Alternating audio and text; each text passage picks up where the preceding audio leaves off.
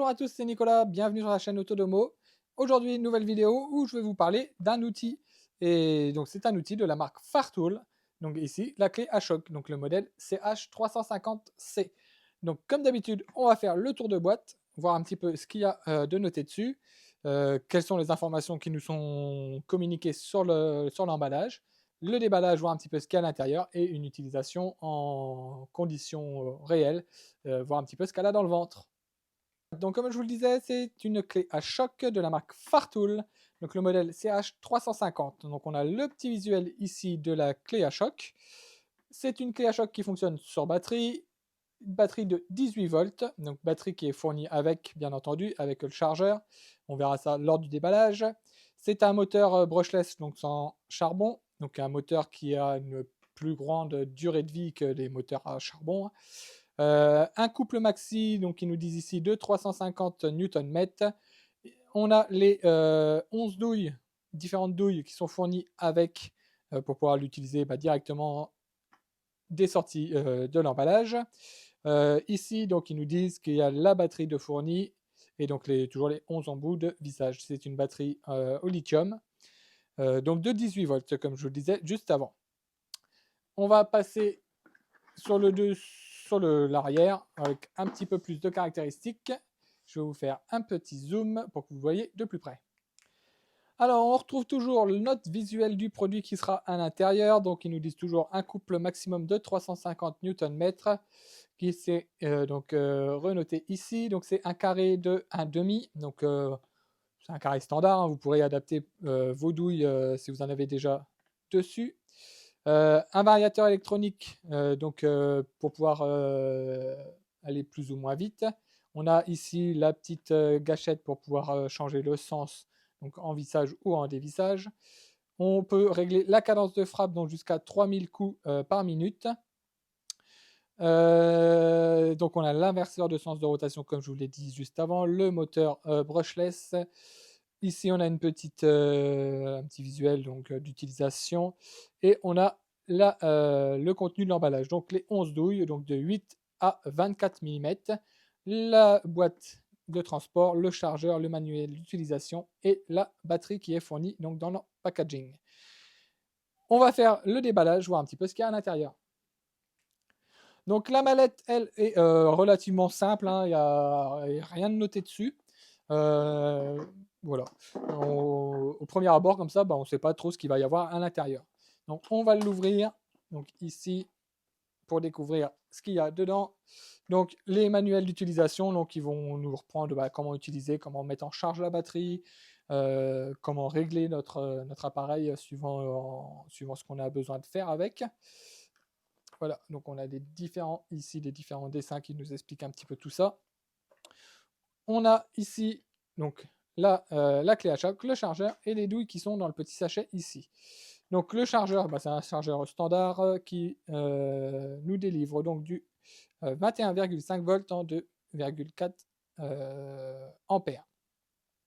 Donc voilà, c'est un chargeur tout à fait standard, hein, mais qui fonctionnera seulement avec les batteries donc de la marque Fartool, hein. Vous ne pourrez pas l'utiliser avec des batteries d'autres marques. On a ici la clé à choc qui se présente comme ceci. Donc elle n'est pas très lourde, hein. Elle est plutôt même légère. Donc on voit ici le moteur brushless. On retrouve ici la marque, la référence CH350 de la marque Fartool. La batterie juste en dessous qui est déjà montée dessus.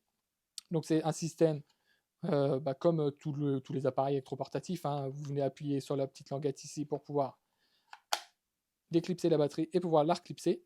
On a le niveau de charge qui sera affiché ici, avec un autre petit système de recharge ici, mais qui n'est pas fourni avec. On a ici, juste en dessous, je vais essayer de vous mettre comme ça, voilà. Ici, donc pour régler la cadence de frappe. Donc, on peut ici changer la cadence de frappe.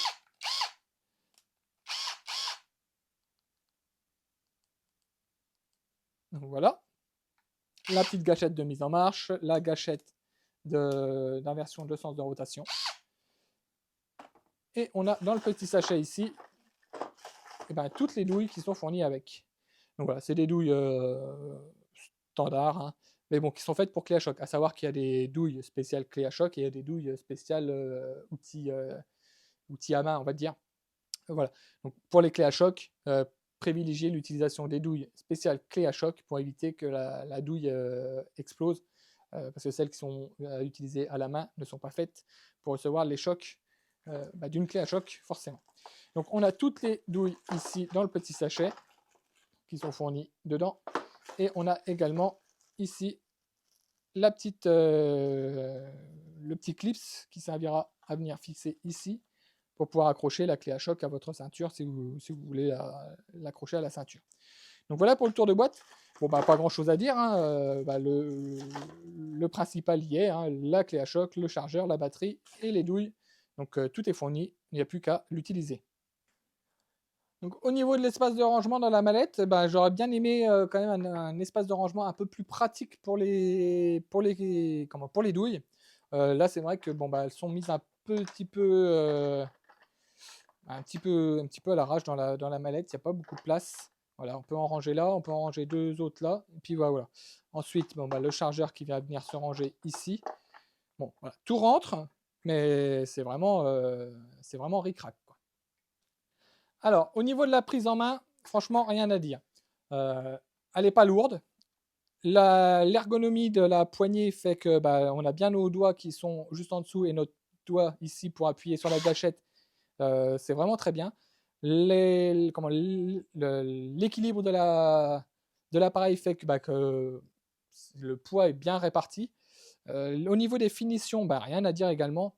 On voit que ce n'est pas un appareil de premier prix, un appareil bas de gamme. On voit tout de suite que les finitions sont très bien faites.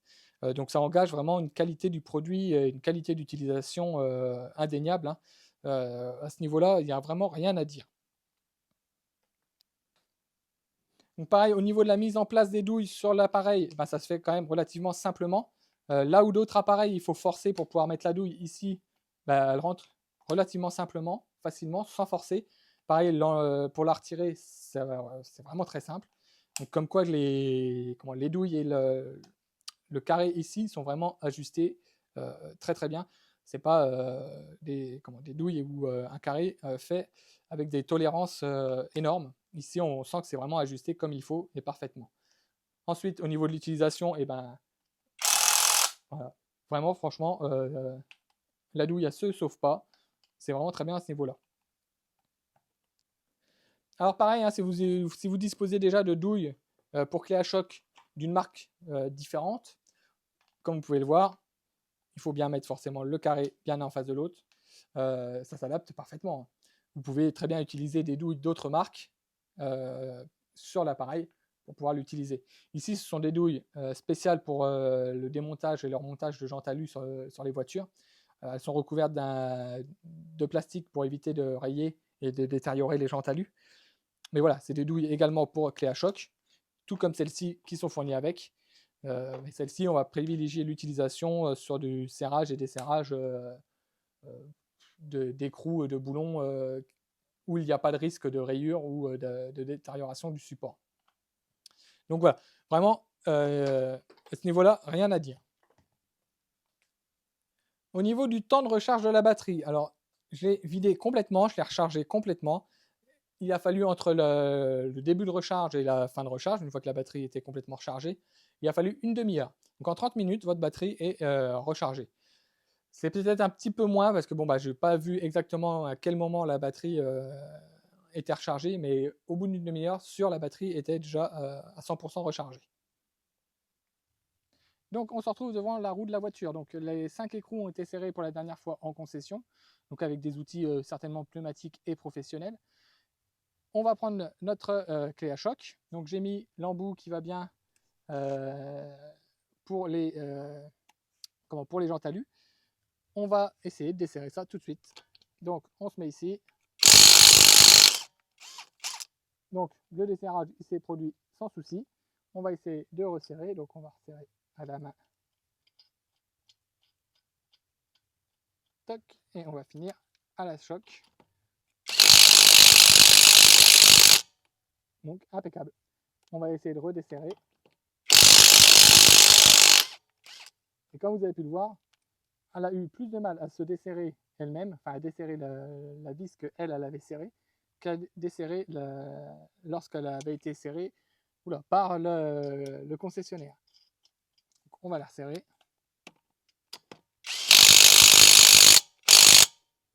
Donc, on va essayer celle du dessous. Donc, elle y a été. Impeccable. Donc, vraiment aucun souci. Bien utiliser les embouts spéciales pour les jantes alu, pour éviter de les endommager.